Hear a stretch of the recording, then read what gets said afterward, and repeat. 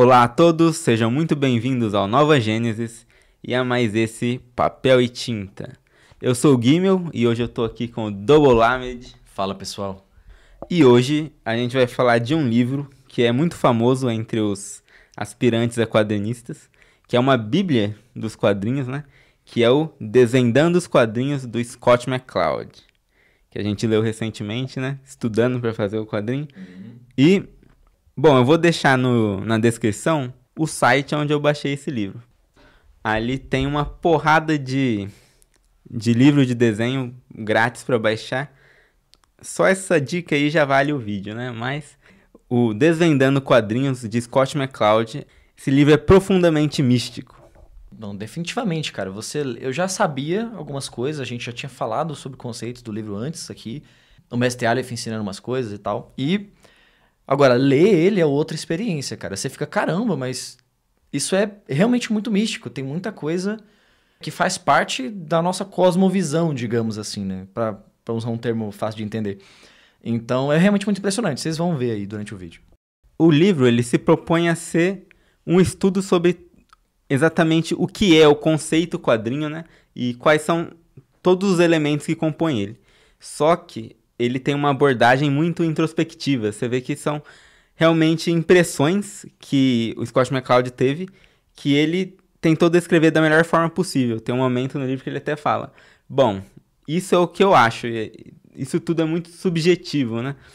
Mas, pra vocês terem noção, ele começa o livro falando de quando ele era criança, que ele tinha todo um negócio de: não, eu gosto de livro de verdade, não de quadrinho. Aí um amigo dele convence ele, dá uma caixa de quadrinho pra ele ler, e aí ele fala que ele percebeu um poder oculto ali, que ele não conseguia descrever pra ninguém. Depois mostra ele tentando falar, se embananando, e as pessoas rindo dele, né? Ah, quadrinho, né? Inclusive o livro começa assim, né? Ele recebe uma ligação, um cara fala... o livro, ele é em quadrinhos, né? Eu não expliquei isso, mas...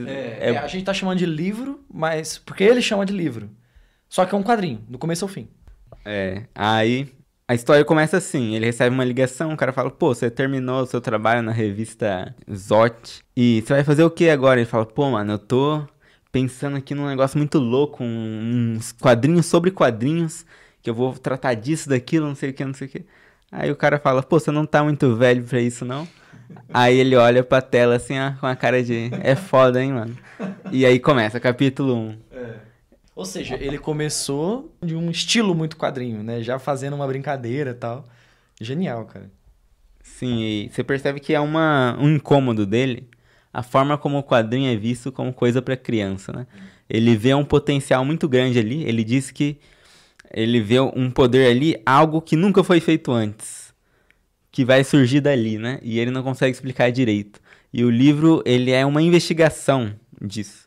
Ele fala isso no começo, ele fica pensando numa definição abrangente para tudo que é quadrinho, e aí depois ele fala: não, a definição ela vai ser uma mutante, né? A gente vai ir pensando e ela vai se moldando conforme a gente for pensando. E ele faz essa investigação e ele pode não juntar as peças da forma como a gente pretende fazer aqui. E a gente faz... É praticamente um dos principais objetivos do canal. Mas ele dá, se não todas, quase todas as peças. Ele consegue indicar quase todas, cara. Pra mim, uma das partes mais incríveis desse livro é quando ele começa a falar do cartoon, né? Sobre a ação do cartoon na mente. Porque o cartoon é tão popular na nossa era, né? Parece que as pessoas são meio que obcecadas com isso. E aí ele fala sobre como o cartoon ele é uma forma de realidade simplificada. Mas isso não é simplesmente tirar detalhes da coisa. Ele diz que você realmente amplifica o que aquilo é, tirando o excesso de detalhes, digamos assim, né? Ou seja, você chega a uma imagem que ela é mais essencial do que o realista. Ele chega a falar que não é só tirar detalhes, mas intensificar o que é importante, o que é essencial. Então, se você destaca os principais traços que formam a emoção, por exemplo, né? O olho, a boca, que vai sorrir, ou que vai... Enfim. Uma coisa que eu percebo até com caricatura, né? Tem muitos artistas de caricatura. E nem tantos artistas de desenho realista. Por quê? Porque a caricatura, ela não parece, mas ela é mais fácil de fazer do que o desenho realista. Por quê? Porque quanto mais realista é, paradoxalmente mais difícil é causar a sensação de verossimilhança. Quando você exagera as características de uma pessoa, você consegue perceber com mais facilmente que é aquela pessoa. É verdade. Então isso é muito interessante, porque no fim a caricatura parece mais com você do que você. É. Isso é muito louco. E claro, e aqui pode até parecer uma contradição, né? Porque ele também fala que quanto mais cartoonizado, também fica mais amplo. Isso porque se você pegar um rostinho, 2 bolinhas e um risquinho, né? Um círculo, aí dentro 2 bolinhas pro olho e um risquinho pra boca. Essa face, ela pode representar qualquer pessoa. Então, lógico, você tem que perceber que esse rostinho arquetípico, que representa qualquer ser humano, ele tá bem distante de uma caricatura. A caricatura ainda é bem mais realista, né? É, sim. Então, eu acho isso impressionante, porque um desenho estilizado, ele pode representar a realidade com mais intensidade do que um próprio desenho realista. E, ao mesmo tempo, ele pode representar uma abstração de um rosto que serve em todos os rostos, né? Que pra mim se destaca demais é aquela coisa que ele fala sobre a mente ser realmente teleportada pra lá. É como se o cartoon ele possibilitasse uma figura que é também um veículo para que você possa estar no mundo em que aquele personagem tá andando, tá percorrendo, tá agindo. Ele desenvolve todo um raciocínio, mas eu vejo que esse raciocínio é realmente uma racionalização de uma impressão que ele tem. E eu tenho essa impressão também, que é muito, muito, muito, muito mais fácil você empatizar com um personagem do que com uma pessoa. Porque o humano você sabe como ele é, né? E tipo assim, você tem uma tendência a um distanciamento. Um cartoon, ele de alguma forma parece mais com você, tá ligado? Tanto que ele fala do mangá, que é muito comum o mangá usar estilização para personagens principais, de repente parece um cara estranho, ele tem muito detalhe. Exato. E justamente causa a sensação do cara ser estranho. E ele é só um cara detalhado. Ele fala disso também. Ele desenha um vilão, alguma pessoa que você tem que ter um distanciamento maior, com traços mais realistas. Muito curioso isso. E aí ele começa a desenvolver um raciocínio. Ele fala assim, por exemplo, se você pensar que você tem que sorrir agora, tipo, sorrir, onde você tá, dá um sorriso. Você sabe que o seu rosto fez um sorriso, né? Mas você não tá vendo o seu reflexo no espelho. Então ele fala, você tem o tempo inteiro uma consciência de como está o seu rosto, mas essa consciência, ela não é uma imagem clara na sua cabeça. Ela é uma abstração. Olhinhos, uma boquinha, você sabe como que tá a sua boca, os seus olhos, né? Se tá um olho fechado e tal. Ou seja, o que ele tá dizendo é, na sua cabeça, o seu rosto é um rosto de cartoon.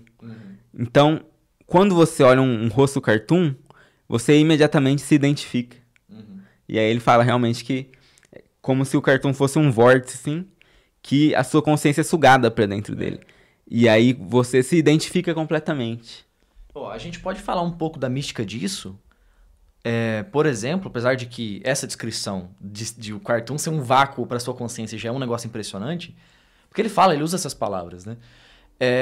Mas a gente consegue até pensar que o cartoon, essa estilização, possibilita um trabalho espiritual que seria extremamente difícil, que exigiria muita disciplina, por exemplo, para que você consiga elevar sua mente para outros mundos. Quer dizer que um Buda, ele só conhece outras realidades quando se ilumina, né? Que ele vai de fato acessar, se lembrar dos mundos que ele viveu, por exemplo, né? Então quer dizer, o cartoon te leva imediatamente para uma outra realidade, consegue realmente focar sua consciência nesse outro mundo. Se você reflete, se você dá um pouco mais de importância, de essência para o que é um mundo fantástico, você já começa a perceber que aquilo está literalmente fazendo isso com você, que não é só uma descrição técnica ou sei lá, uma forma de embelezar o que está acontecendo. É de fato o que está acontecendo. E de uma forma mágica e rápida, eficiente. Né? Então, é impressionante. Então, isso que você falou, o Scott McCloud, ele diz com todas as letras no livro, porque ele diz que existe um mundo que é o mundo conceitual e um mundo sensorial. O mundo conceitual é o mundo de dentro. Ele até fala de mundo das ideias platônicas também, né? Exato, mano. E aí ele diz assim que quando você desenha em cartoon, você tá desenhando o mundo de dentro. E quando você faz um desenho realista, é o mundo de fora. Ou seja, o cartoon é o mundo da alma. E, cara, é muito, muito foda, porque ele fala assim que a identidade, ela pertence ao mundo dos conceitos. Porque o que você é uma ideia na sua cabeça. E você tem uma série de características que você, digamos, ressalta pra si mesmo. Eu sou assim, assim, assim, assim. Todo mundo tem uma ideia de quem você mesmo é. E ele diz que você consegue pegar objetos desse mundo de fora e trazer pro mundo de dentro. Então ele coloca um desenho, por exemplo, o cara pega e coloca um chapéu.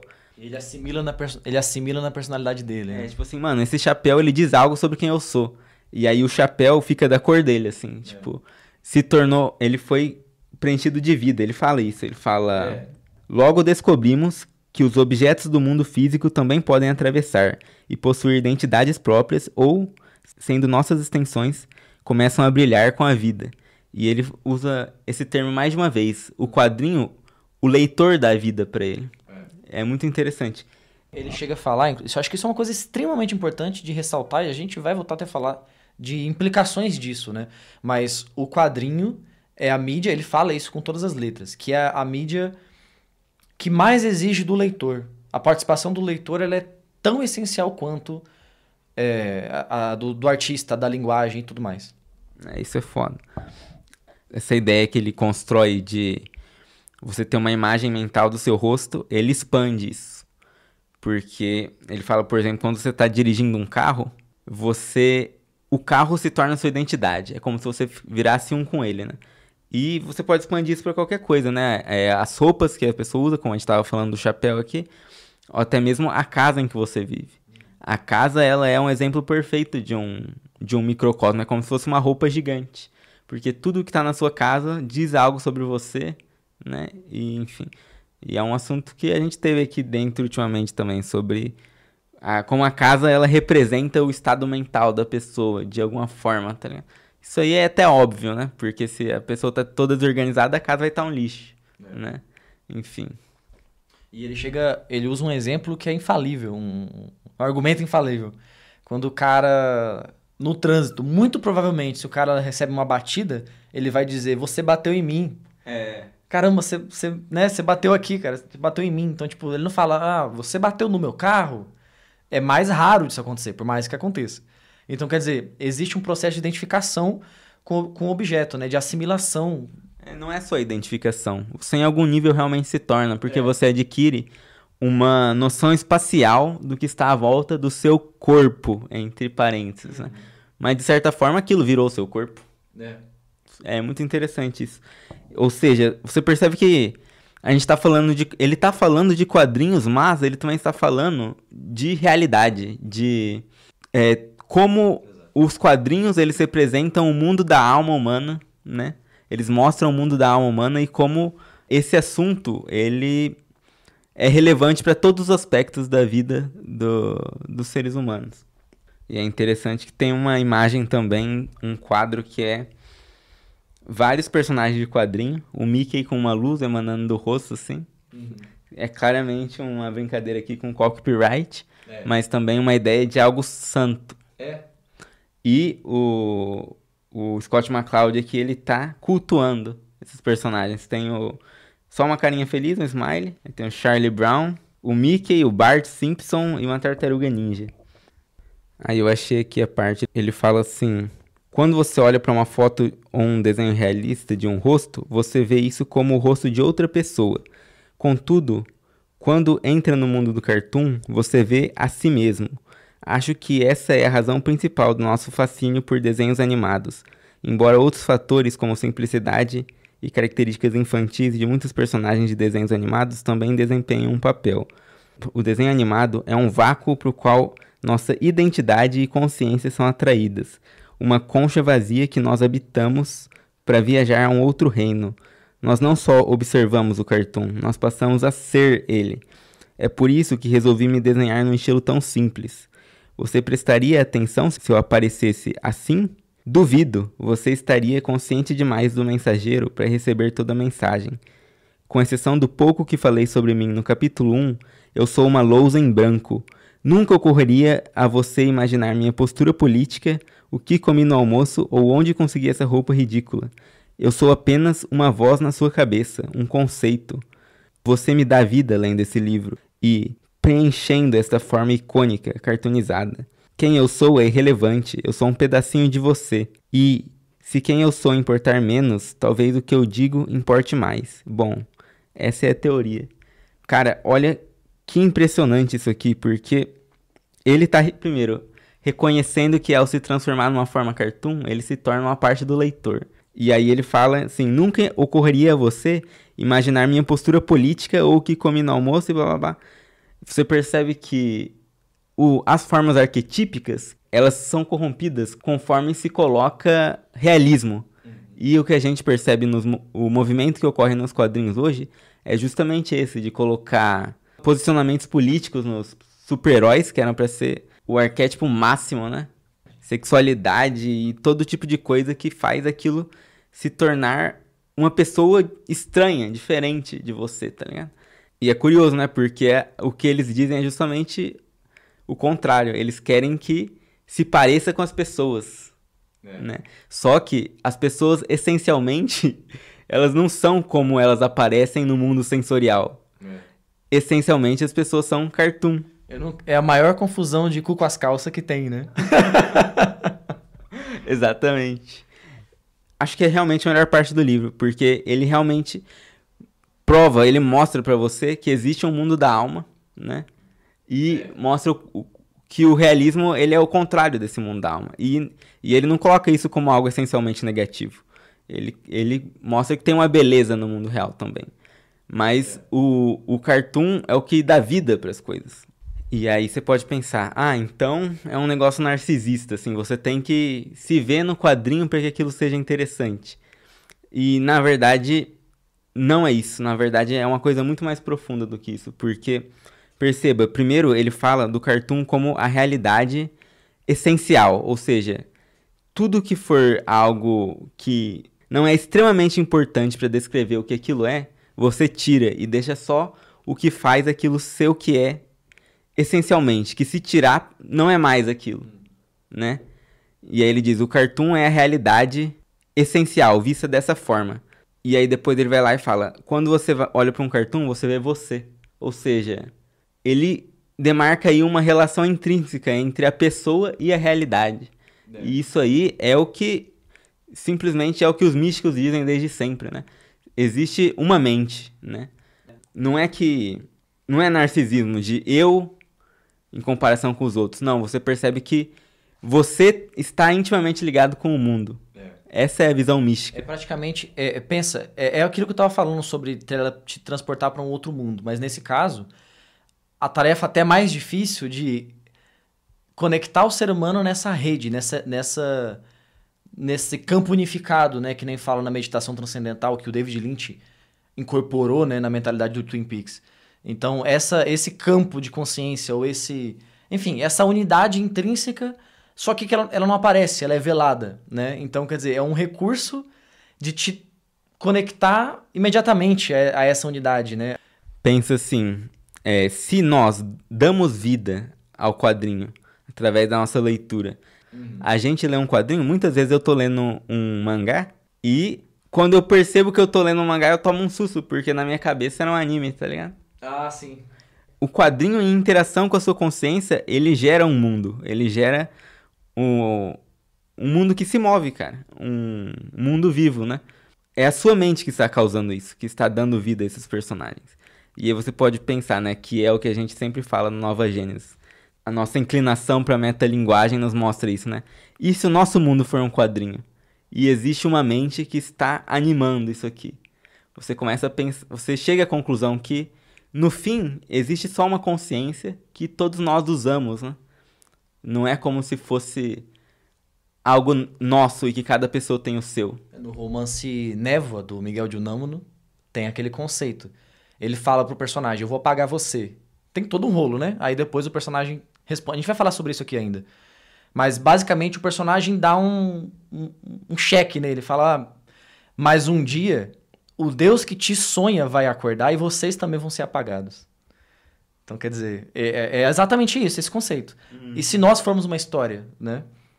Ela pode ser terminada, e aí você pensa na arte como a canção de ninar desse Deus, né? A gente pode pensar em muita coisa. Se o sonho for bom, ele pode continuar dormindo. Agora, se a gente torna o sonho chato, ou chocante, ou apenas chocante, né? Apenas insuportável, talvez ele queira acordar, né? E dar fim em tudo. Por exemplo, Deus sonha com o Bostil. Ele vai acordar e falar, mano, eu quero esquecer que eu sonhei isso. Agora, dependendo do que a gente fizer aqui, talvez Deus acorde e fale, não, eu tenho que escrever isso que eu sonhei. E aí, dessa forma, a gente sobrevive ao fim do mundo, né? Verdade. Cara, esse pensamento é muito bom. Aí, como disse o Edgar Allan Poe, all that we see or seem is not but a dream within a dream. Tudo que nós vemos ou parecemos não é mais do que um sonho dentro de um sonho. Eu acho essa ideia do sonho muito legal, porque é assim, todo mundo sonha, né? E todo mundo já teve um sonho que pareceu muito a realidade. Então, se tem algo que tinha que te fazer questionar a realidade, é o sonho, né? Tem também a história do sábio chinês, né? Que sonhou que era uma borboleta. Aí ele acordou e pensou... Mas eu sou um chinês que sonhou que era uma borboleta ou sou uma borboleta sonhando que sou um chinês? Dizem que ele foi a primeira drag queen da história. Como assim, mano? De onde deu isso? Pensei agora, mano, porque, pô, ele podia sonhar que era qualquer coisa, né? Caramba, mano. Ele é o sábio chinês, é a lagarta que vai se desvelar no... Vai abrir as asas. É Lord Fene. Eu só quero falar uma última coisa sobre esse lance do quadrinho, do cartoon especificamente, como um mundo interno da pessoa. Esse assunto, mano, dá pra falar 7 horas sobre isso. Mas eu acho relevante uma coisa que a gente sempre tá falando dentro da Teoses, que é justamente o lance de recuperar o mundo da alma, né? Porque no mundo moderno, tudo o que acontece na mente humana é visto como um tipo de delírio, ilusão e, no fundo, algo que não é real, né? E o que a gente entende através do estudo de vários místicos, inclusive místicos modernos, como Grant Morrison, que é um dos grandes padroeiros aqui do nosso canal, acho que é o segundo mais importante, tirando o Philip K. Dick. O Philip K. Dick como um fundamento e o Grant Morrison como uma direção das nossas ações até. Dá pra dizer que o Philip K. Dick é a teoria, o Grant Morrison é a prática. É verdade. Mas também místicos antigos, Ibn Arabi, Saraward... A gente pode falar do Camus como sendo deuses no sentido comum, mas também como estando na mente. Tudo é Camus. Se tudo tem Camus, também tem Camus na mente humana, no cocorô, coração e mente, né? Eu vou, inclusive, deixar aí na tela uma descoberta recente, né, que o Aleph contou pra gente, que os kanji Kyujitai, antigo, antes da guerra, eles eram diferentes. E o kanji de Kami era o mesmo kanji de Tamashi. O kanji de Deus era o mesmo kanji de alma. E hoje em dia, curiosamente, o kanji de Tamashi, ele é escrito com radical de Oni, de Mamono, tipo, demônios, tá ligado? E isso tem tudo a ver... Assista o vídeo sobre o Pacôme Telemont. O vídeo chama A TV e o Mundo da Alma. E o vídeo diz exatamente sobre isso, que a alma humana, por ter sido considerada algo ilusório, essas imagens que aparecem na mente, elas vêm da alma, né? Os sonhos e tudo mais, ela foi jogada de escanteio, e isso fez com que ela se tornasse sombria. Hoje em dia, as nossas almas são sombrias. Inclusive, só uma ponta de uma coisa, de muitas que dá pra se conectar com isso que a gente tá falando. Por isso, algumas manifestações sombrias são manifestações divinas. Por isso que o rock é a voz de Deus, por mais que ele seja né? O metal, por mais que ele seja, demônio, Lúcifer, não sei o quê. Pô, se a alma foi demonizada, a gente vai... Primeiro, a primeira coisa que a gente vai se deparar quando for se voltar pra alma humana é o lodo. Ou seja, esse mundo da alma, ele é um mundo verdadeiro e ele se sincroniza com o mundo exterior. Então, o que a gente fez com a alma fez com que a gente caísse nesse buraco que é o mundo como ele está hoje, que só acontece merda, só desgraça pra todo lado. Recuperando o mundo da alma, purificando o que foi feito, a alma humana, a gente recupera o mundo dos deuses, né? Essa é a proposta, né? É a missão do canal Nova Gênesis. E, enfim. Mas o livro também tem um monte de coisa interessante. Eu acho que a gente vai ter que deixar pra depois. Deixar pra depois? Porque já vai dar quase meia hora. Vai dar meia hora. Por quê? Já fica de prévia. A gente tem que falar do capítulo sobre a sarjeta, porque ele tem várias implicações interessantes. Por exemplo, como... ele até ele cria uma cena e aí ele fala: esse cara aqui, um cara levanta um machado pra matar um cara e depois só vê um grito. Um corte de cena, né? No meio só tem a sarjeta. Essa sarjeta é um espaço que você preenche com infinitas... que os leitores vão preencher com inúmeras mortes diferentes. Né? Então, matar um cara na sarjeta, no espaço entre os quadros, é matar ele de inúmeras formas. Então, quer dizer, esse branco entre os quadros, como os possíveis, né? Os possíveis de Deus mesmo, as múltiplas possibilidades da realização. Quer dizer, tem toda uma mística que tem... só ali, só no conceito da sarjeta, entre outras coisas, né? Você tem como falar do branco, do espaço em branco, da muralha da fonte, né? Para além da muralha da fonte, no Multiversidade, do Grant Morrison. A gente pode falar de um outro capítulo que fala sobre a separação arte visual, né? Desenho, pintura, de linguagem. E como o quadrinho foi um retorno que ele chama de um retorno para casa. Esse assunto dá assunto, hein? Dá meia hora ou uma hora só cada coisa que eu tô chutando aqui. Sem falar a parte que ele fala sobre cores. Tem muita coisa que a gente tá discutindo sobre cor aqui na nave e dá pano pra manga também. O nosso quadrinho, que a gente tá mostrando inclusive aqui nesse quadro, vai ser colorido. Ele tem motivos para estar sendo colorido. E a gente até reflete mais profundamente nos motivos que a gente tem vendo o capítulo sobre cores, desvendando os quadrinhos aí. Tem um lance sobre a conclusão, né? Como a partir de partes o cérebro conclui um todo. Mano, esse livro, até neurologia se pá tem aqui, né? Tem tudo aí. Mas ele fala, por exemplo, sobre a sensação que muitas crianças têm de que quando elas não estão olhando, a coisa não existe, né? E que realmente isso pode vir de uma coisa da neurologia humana mesmo. Um bebê, ele não tem a noção de que as coisas existem quando ele não tá vendo. O cachorro também é assim. Se você esconder uma bolinha, ele vai achar que a bolinha sumiu, que não existe mais. Raramente o cachorro vai dar a volta pra encontrar a bolinha do outro lado, né? De onde você escondeu.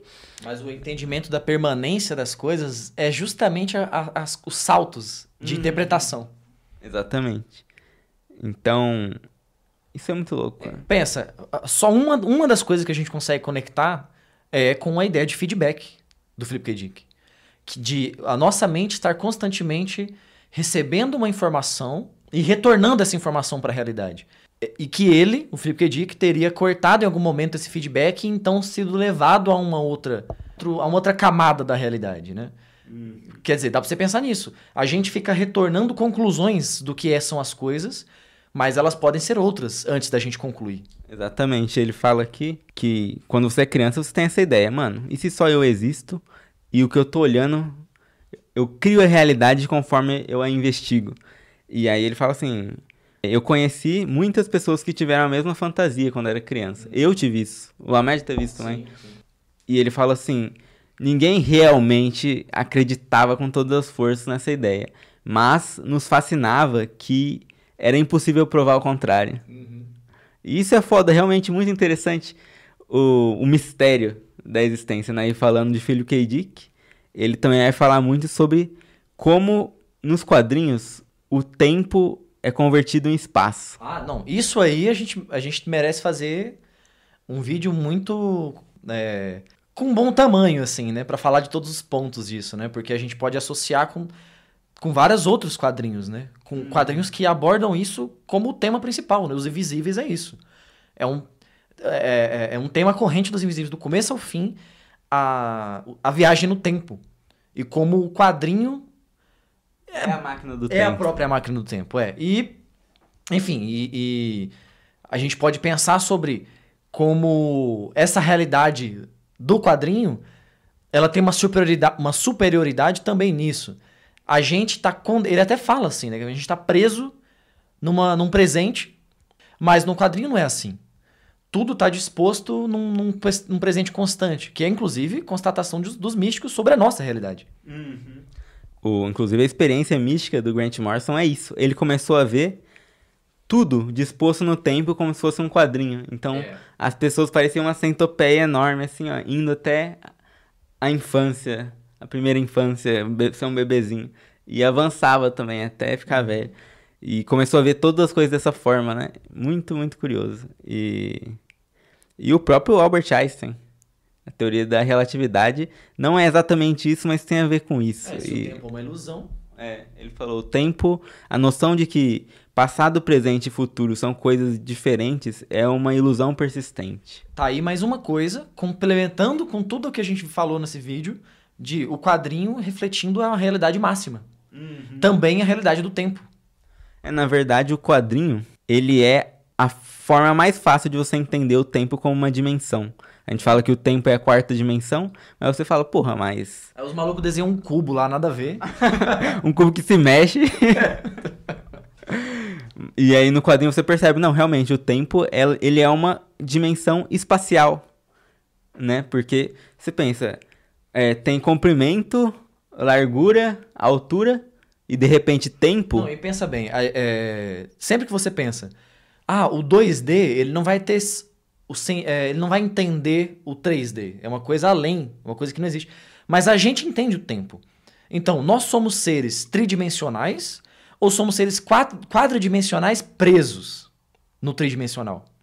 Presos numa constante de tempo que a gente percebe, a gente sofre com ela, mas ainda não sabe resolver. Então, prévia dos próximos capítulos, né? A gente percebeu aqui que seria um crime fazer um vídeo só sobre esse livro.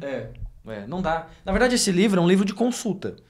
Pega aí o link, acha esse livro e baixa e leia esse livro. Você não faz quadrinhos? Ainda assim, você só lê quadrinhos? Ainda assim, você tem que ver esse livro, cara. Esse livro é realmente... É obrigatório demais, cara. Muito bom. Então é isso, pessoal. Agradeço a todos pela audiência. Não se esqueçam de deixar o seu like, comentar alguma coisa aí nos comentários, se inscrever no canal se não for inscrito, Claro. Compartilhar com algum maluco que você acha que vai gostar desse canal. Ou no grupo da família também. Mano, manda no grupo da família, assim, ó. Joguei e saí correndo. Que isso, os caras estão falando, eu não entendi nada, né, mano? É isso aí, mas pelo menos é uma visualização. E é isso, Nova Gênesis agradece a audiência de todos. E até a próxima. Falou! Falou, pessoal.